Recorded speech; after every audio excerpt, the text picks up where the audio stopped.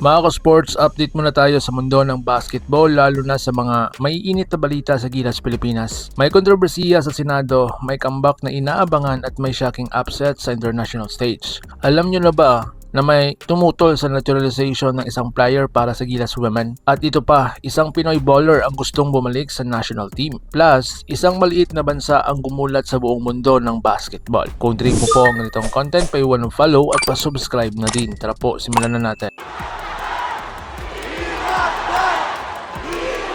Mga ka-sports, Robin Padilla versus naturalization issue. Mainit na usapin ngayon ang pagtutol ni Robin Padilla sa pagiging naturalized player ni Elizabeth Means para sa Gilas Pilipinas Women. Ang player na ito ay isa sanang idagdag na lakas sa women's team at kasalukuyang pinoproseso ang kanyang citizenship sa Senado. Pero sa mismong araw ng botohan, hindi po siya nakadalo. Ayon sa mga ulat, nagkaroon umano siya ng family emergency sa United States pero kahit wala siya, itinuloy pa rin ang voting. At dito na pumasok ang kontrobersiya. Si Senator Robin Padilla ay bumoto ng no. Sa kanyang social media post, malinaw ang kanyang paninindigan para po sa kanya ang pagiging Pilipino ay hindi basta-basta. Kailangan may loyalty at commitment. Ibinahagi pa niya ang personal na karanasan tungkol sa kanyang anak na piniling maging citizen ng ibang bansa. At ayon sa kanya, loyalty and elegance is gold when you fight for it. Para kay Padilla, mahalaga na ang isang gustong maging Pilipino ay kayang ipakita ang dedikasyon lalo na sa mga ganitong importanteng pagkakataon. Ngayon, tanong sa inyo mga ka-sports, tama ba ang naging desisyon niya o dapat ba na binigyan ng konsiderasyon ang sitwasyon ni Means? So dito naman tayo sa ibang segment. Arven Tolentino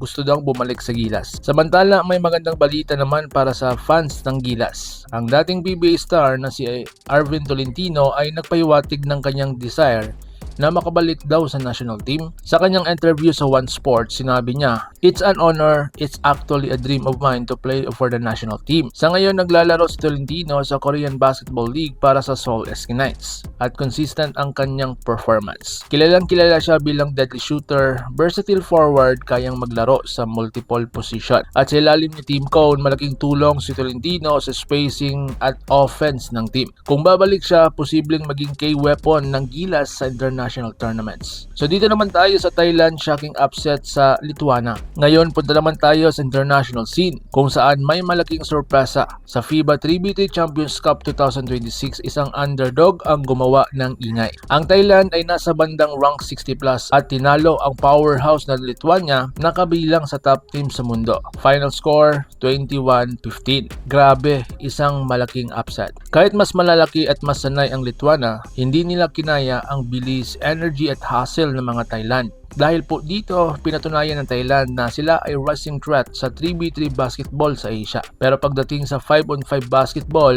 ibang usapan na po iyan. So ngayon, Gilas versus Thailand plus future outlook. Sa kasalukuyan, mas mataas pa rin ang ranking ng Pilipinas kumpara sa Thailand na 3x3. At sa darating na Southeast Asian Games, inasang babawi po ang Gilas. Dagdag pa rito, may mga bagong players na pwedeng magpalakas sa team tulad ni Malik Diouf na makakatulong sa rebounding at defense. At kung maayos ang programa, posibleng umangat pa ang Pilipinas sa world ranking. So ngayon mga sports, sa dami ng nangyayari ngayon sa Gilas, naturalization issue, posibleng comeback players at rising competition sa Asia. At mas lalong umiinit ang laban sa international basketball. Ikaw, anong masasabi mo mga ka-sports? Tama ba ang desisyon ni Robin Padilla? Dapat bang ibalik si Arven Tolentino? Kaya bang talunin ng Thailand ang Gilas in the future? I-comment mo lang po sa baba at babasahin ko yan. At kung gusto mo ng ganitong klase ng updates, like, subscribe at pindutin ang notification bell para updated tayo pareho sa mundo ng basketball world. Laban Pilipinas puso, so paano? Ingat po kayo. How long have you been here? I've been in the Philippines since November of last year, but I've been...